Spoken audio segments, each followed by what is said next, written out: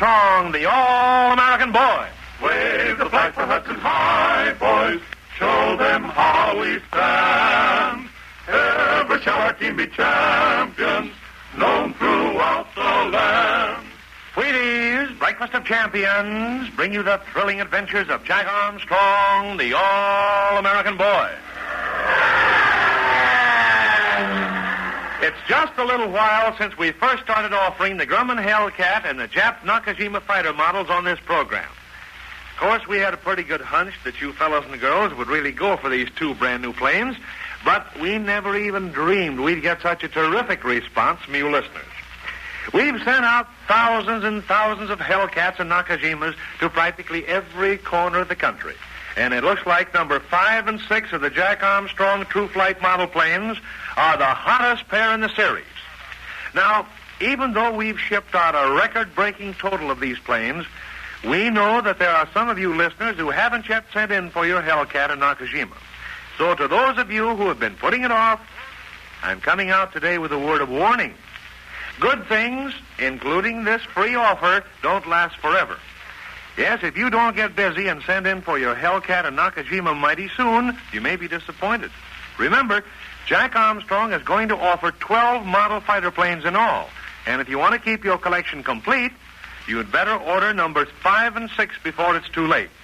Send for your Grumman Hellcat and Jap Nakajima flying fighter models today. Just send your name and address plus 2 Wheaties box tops to Jack Armstrong, Box 8140, Chicago. By return mail, you'll get the complete Jack Armstrong True Flight model plane kit containing full cutout materials on special paper cover stock and instruction sheets for both the Hellcat and Nakajima fighters. Reports coming in from plane fans say that the Nakajima and Hellcat are two of the dandiest flying planes in the lot. And as for looks, you'll have to take my word for it that they're just about the slickest, most colorful fighter models ever put out. Now, I'll repeat those instructions once again.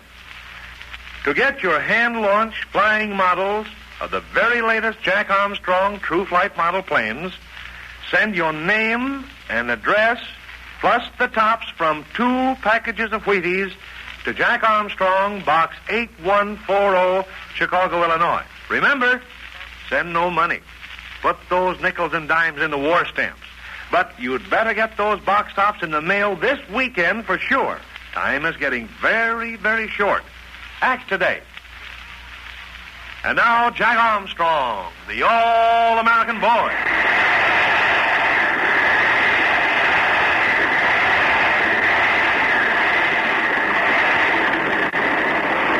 That sound you hear is a tremendous waterspout that has just been sighted by Jack Armstrong and Uncle Jim, who are at the wheel of the schooner Walkaway.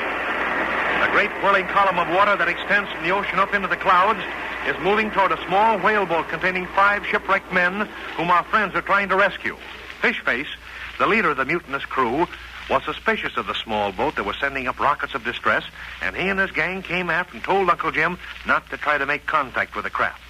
While this conference was going on, Jack and Betty sneaked forward to where Billy was being held a prisoner. They released him and returned to the wheelhouse and surprised the mutineers.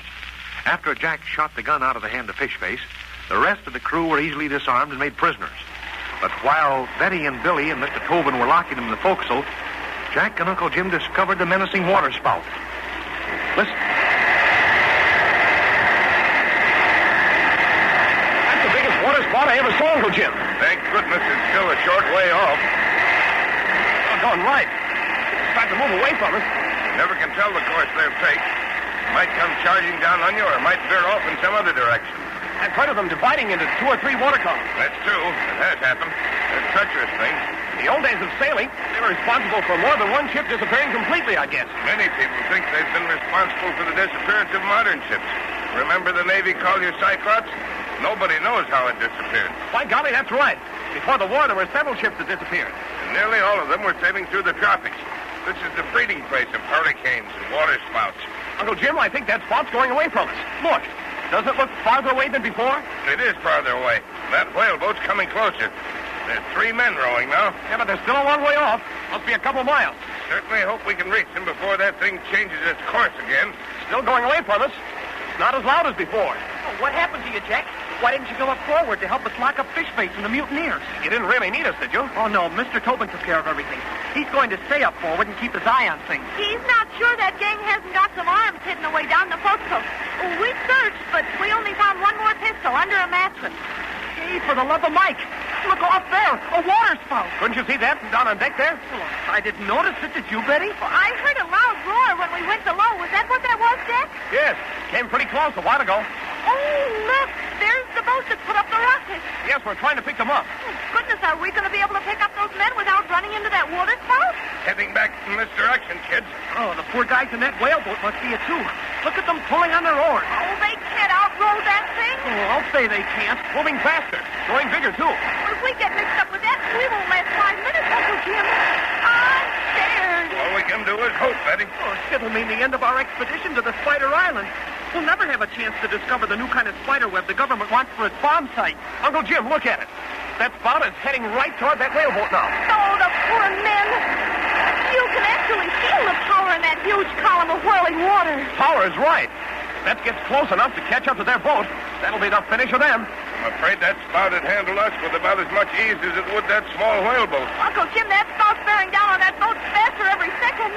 No, this is going to be dreadful. Those guys aren't going to have a chance. Unless we can pick them up and clear out of here before that waterspout gets to them. I'm heading right for them. If there's any chance of saving them, we'll try.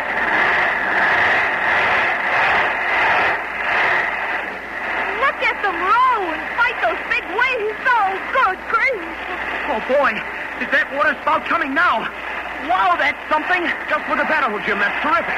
Look at the size of that column of water. We're in danger ourselves now. Can't reach that whaleboat before they're sucked up by the waterspout. Oh, for the love of Mike, let's clear out of here. Turn around, Uncle Jim. Head back. Get away from here. Can't bring myself to... Hey, Slim, down, look.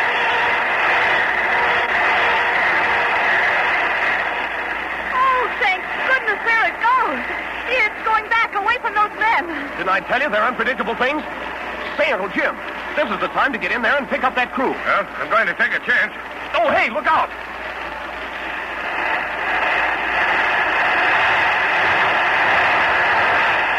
Mercy, Uncle Jim. The thing's reversed itself again. It's coming back. And this time it's headed for us. Say, you better turn. Head back. Hard to starboard. Hurry. That confounded thing acts almost as if it had intelligence. Well, it sure sounds bad. And it is coming for us.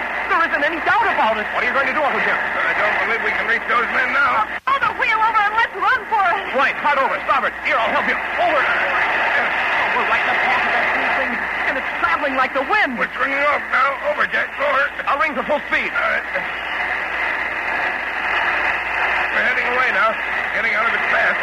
Here's if it doesn't change and go after us. Oh, it's staying on a straight course. Look, the doggone thing is going to come between us and the whaleboat. Oh, the poor men. They're scared out of their wits, too. Things right between us and the whaleboat, just as if it was meant to keep those men from being rescued. Where are you heading now, Uncle Jim? Coming about.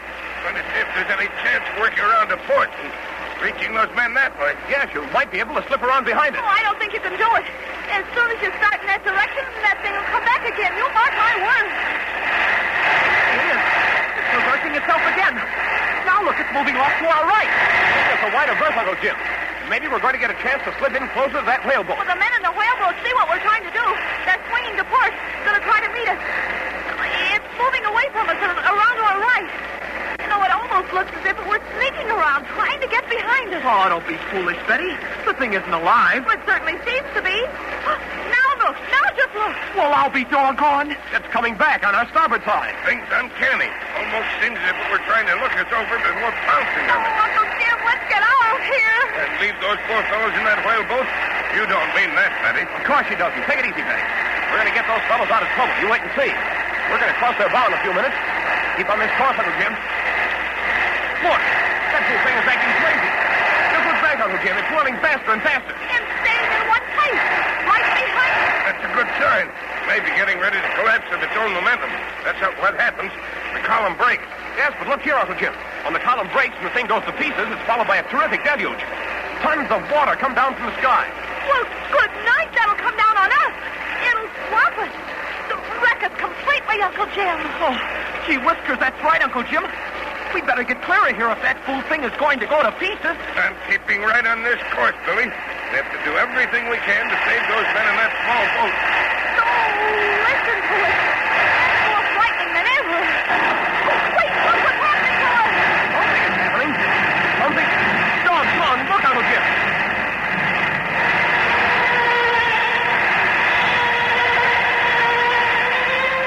It's splitting up into two. Look, another one is breaking away from the big one. Well, I've heard of that happening, but I never saw it happen. Look at the fool thing. It's going around sort of crazy. There it goes off to the starboard. No, wait. That's the queerest thing I ever saw. Talk about your natural phenomenon. If that isn't one. Oh, it reminds me of a witch dancing around a cauldron. Oh, it's coming this way. What would happen if we could run into it? Well, if it should run into what? Well, what do you think, Jack? I think we'd probably break the column and we'd get drenched. There it goes. There it goes. Look, it's literally dancing around us. Well, that big one's not moving much. Thank goodness. Oh, I sure wish it'd go away. Plenty far away, as Big Tooth used to say.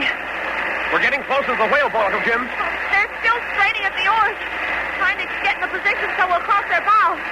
I think the poor fellas just keep rowing because they can't stop. They want to help themselves all they can. That's just about it, Betty. Uh-oh. Here comes that confounded little water spot. Look, it's cutting in ahead of us. It sure is, Uncle Jim. Trying to head us off. That's exactly what it looks like. They are coming close. Too close for comfort. Dang, the thing doesn't seem headed straight for us. Oh, great Duckett. Get away from us somehow.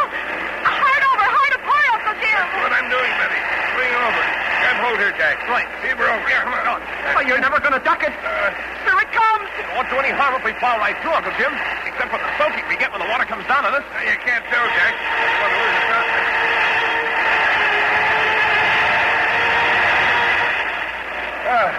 It goes fast. We missed it. Not by much. Oh, don't say it wasn't by much. Oh, feel the waves. Hold fast. Say, look at the big one.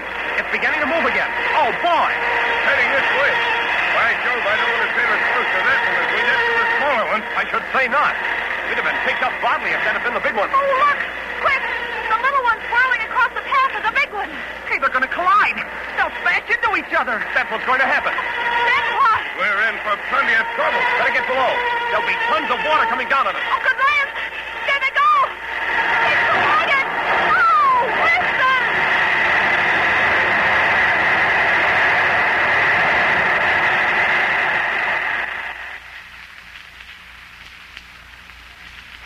Being caught between a couple of waterspouts is dangerous business.